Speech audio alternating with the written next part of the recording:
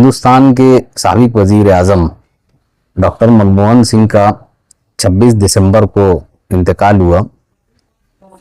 आज उनकी आखिरी रसूमात जो है दारुल हुकूमत दिल्ली में अदा की जा रही है। डॉक्टर मनमोहन सिंह 10 साल इस मुल्क के वजीर आजम रहे। इससे कबल वो रिजर्व बैंक ऑफ इंडिया के गवर्नर और 91, 92, 93 की यूनियन गवर्नमेंट में फाइनेंस मिनिस्टर के तौर पर उन्होंने काम किया। डॉक्टर मनमोहन सिंह का गहरा ताल्लुक उर्दू जुबान से था। उनकी पैदाइश पाकिस्तान के गाह नाम के एक मकाम पे हुई थी। वो उसी कस्बे की उर्दू स्कूल के तालिबे इल्म थे। उनका नाम स्कूल के रजिस्टर में लिखा गया था, वो भी उर्दू जुबान में लिखा गया था। डॉक्टर मनमोहन सिंह अपनी तकरीरें जो है उर्दू रस्मुल खत में लिखा करते थे। वो हमेशा लिखी हुई तकरीर पोडियम या डाइस के ऊपर जब कागज रखकर तकरीर करते, लिखी हुई तकरीर, तो वो दाएं से बाएं पढ़ते थे और उर्दू जुबान जो है वो दाएं से बाएं ही लिखी जाती है। सन 2006 में शहर मालेगांव में बम धमाका हुआ बड़ा कब्रिस्तान में, जिसमें 39 मुसलमान जो है शहीद हुए और सैकड़ों अफराद नमाजी जो है जख्मी हुए। उसके बाद उस बम धमाके के इल्ज़ाम में मालेगांव के ही मुसलमानों को भी एंटी टेररिस्ट स्क्वाड ने अक्यूज बनाया था। एटीएस की इस एक तरफा कार्रवाई पर डॉक्टर मनमोहन सिंह की तवज्जो मबजूल कराई गई। उन्होंने फौरी तौर से यूनियन होम मिनिस्ट्री को अहकामात जारी करे और फिर मालेगांव ने भी देखा और दुनिया ने भी देखा कि एंटी टेररिस्ट स्क्वाड से इंक्वायरी का चार्ज लेकर सेंट्रल ब्यूरो ऑफ इन्वेस्टिगेशन को दे दिया गया। Then after national investigation agency NIA ने इस मामले की फिर तहकीकात की।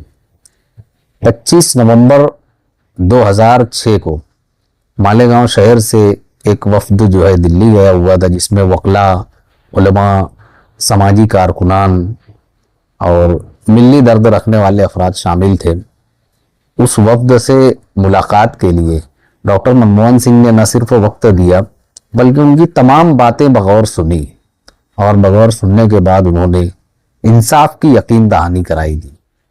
डॉक्टर मनमोहन सिंह ऐसे वजीर आजम गुजरे हैं जिनके ऊपर न जानिबदारी का इल्ज़ाम लगा है, न और किसी नवैयत का इल्ज़ाम उनके ऊपर लगाया जा सका। उन्होंने अपनी 10 साला वजारत उज़्मा के दौर में 117 ऑफिशियल प्रेस कॉन्फ्रेंस से खिताब किया है और उनकी प्रेस कॉन्फ्रेंस में ज़राए अबलाग के तमाम नुमाइंदे, छोटे बड़े न्यूज़ चैनल्स, अखबारात से जुड़े हुए सहाफ़ी न सिर्फ वो शरीक होते थे बल्कि आज़ादाना तौर पर प्राइम मिनिस्टर ऑफ इंडिया की प्रेस कॉन्फ्रेंस में क्वेश्चन आंसर का सेशन भी होता था।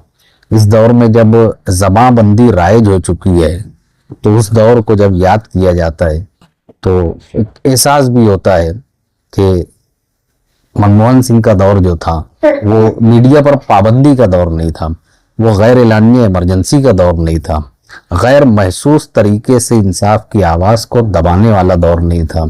यह भी एक ख़ास बात है कि वो आज़ाद हिंदुस्तान में सिख तबके से ताल्लुक़ रखने वाले पहले वजीर आज़म थे, अक़लियती फ़िरक़े से ताल्लुक़ रखने वाले पहले वजीर आज़म थे।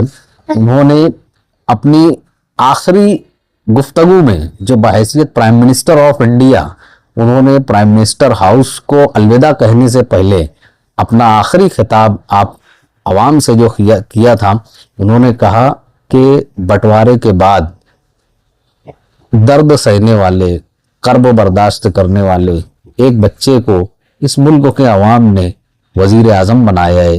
ये उस बच्चे के लिए फ़ख्र की बात है और इस मुल्क के लिए भी फ़ख्र की बात है। आज डॉक्टर मनमोहन सिंह इस दुनिया में नहीं हैं, लेकिन उनकी यादें, उनकी बातें और उनके काम हम सब के दरमियान हैं और हिंदुस्तान की जमहूरी तारीख में इसे याद रखा जाएगा।